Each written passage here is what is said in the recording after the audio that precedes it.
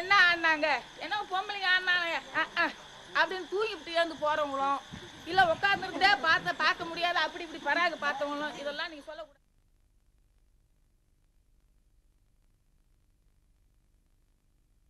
Kannagi, Manimeghale, two great Tamil epics, retold time and again over centuries. The protagonists, women, for the first time staged as an all-night performance by an all-women group in a traditional theatre form of rural Tamil Nadu. This popular style derived from Isai Nadagam blends music, dance, satire, comedy and melodrama. Old stories take on new character, often addressing contemporary issues.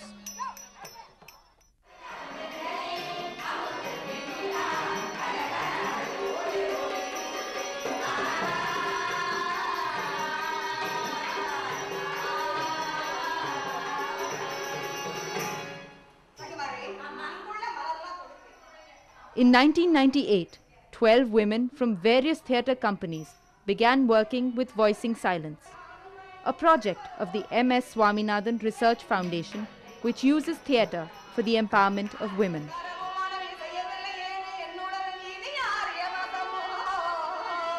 The aim was to develop plays to express new ideas in their traditional style.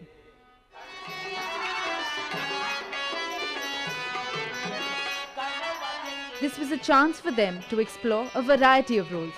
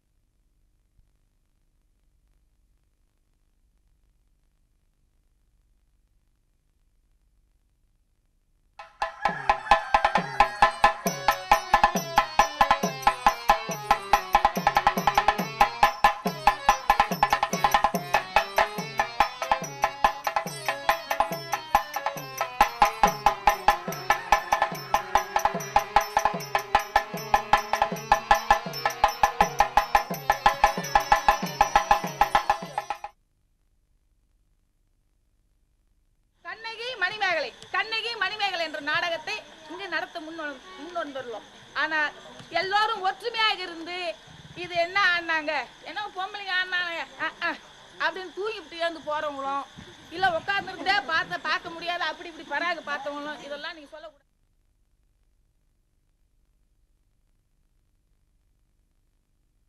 Kannagi, Manimeghale, two great Tamil epics, retold time and again over centuries. The protagonists, women, for the first time staged as an all-night performance by an all-women group in a traditional theatre form of rural Tamil Nadu. This popular style derived from Isai Nadagam blends music, dance, satire, comedy and melodrama.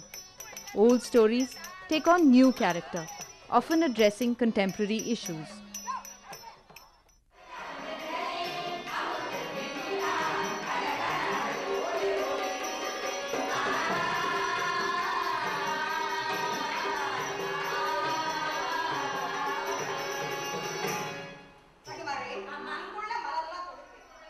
In 1998, 12 women from various theatre companies began working with Voicing Silence, a project of the M.S. Swaminathan Research Foundation which uses theatre for the empowerment of women.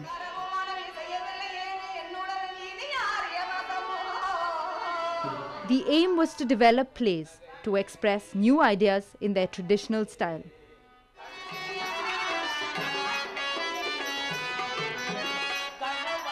This was a chance for them to explore a variety of roles, usually available only to male performers. Traditionally, men play all the powerful roles while women are relegated.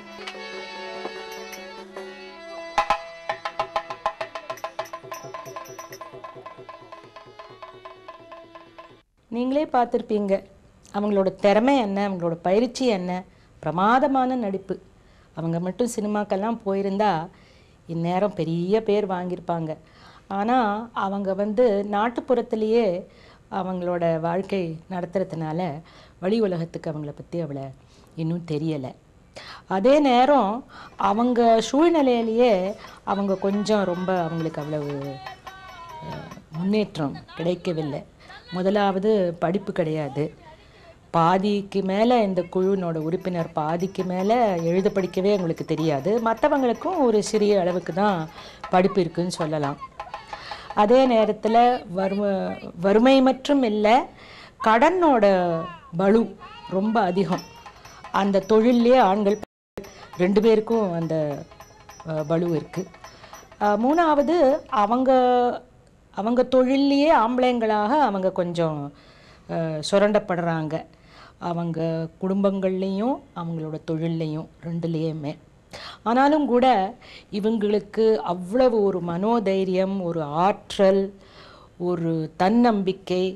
அதனால் இப்போ இன்று ஒன்றா கூடி அவங்களே தனிப்பட்ட முறையில் ஒரு பெண் நாடக குழுவை வச்சு நடத்தலாங்கிற முடிவுக்கு வந்திருக்கிறாங்க. During the season, January to September, these women work separately in some of the thousands of theatre companies around the state.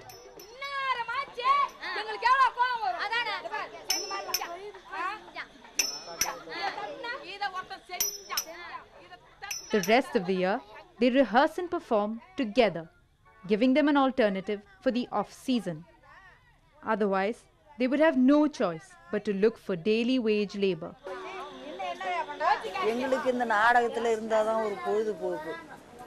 இந்த நாடகம் இல்லைன்னா எங்களுக்கு மனசு கொஞ்சம் வேதனையாக இருக்கும். வீட்டில் இருந்தோம்னா தனித்தனியாக உக்காந்துக்கிட்டு ஏதோ நினச்சிக்கிட்டு கிடப்போம். இப்படிலாம் கும்பலாக வந்தோம்னா எல்லாம் சந்தோஷமாக பேசி கொள்ளி சிரிச்சுக்கிட்டு அது மாதிரிலாம் இருந்துக்கிட்டு இருப்போம்.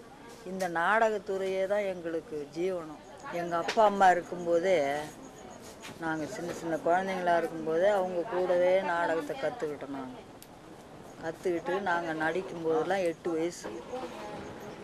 வயசு குழந்தையிலே நாங்கள்லாம் எங்கள் அப்பா எங்கள் அம்மா கூட நடித்து அதுலேருந்து இது வரைக்கும் நடிச்சுக்கிட்டு இருக்கிறோம். எனக்கு 60 வயசு ஆகுது. The women hope that this path-breaking effort will raise their self-esteem and social legitimacy, both within their families and communities.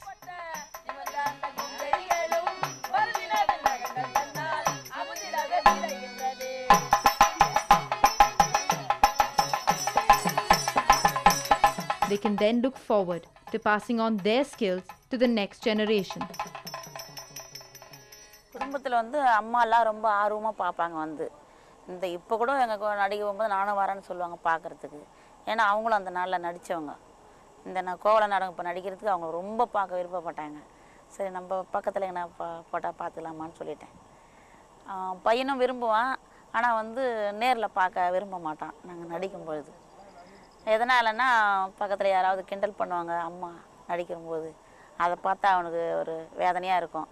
அதனால் என்கிட்ட சொல்லுவான், நீ நடிக்கிற பார்க்க எனக்கு விருப்பம் இல்லைம்மா, அதனால தான் நான் பார்க்க வரமாட்டேன்.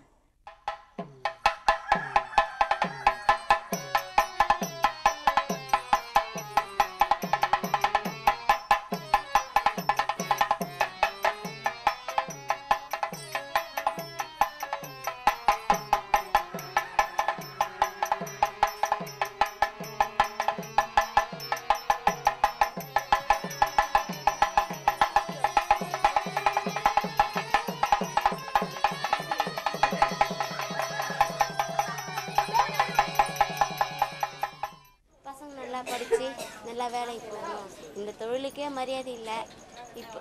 இப்போதைக்கு இந்த தொழில் சில பேர் பெரியவங்க தான் விரும்புவாங்க. இந்த காலத்தில் இளைஞருங்க யாரும் விரும்பலை. அதனால் இந்த நாடகத்துக்கு பசங்க வரக்கூடாது அப்படின்னு நாங்கள் நல்லா படிக்க வைக்கிறோம். நல்லா படித்து முன்னேறினாங்கன்னா எங்களுக்கும் நல்லது, அவங்களுக்கும் நல்லது.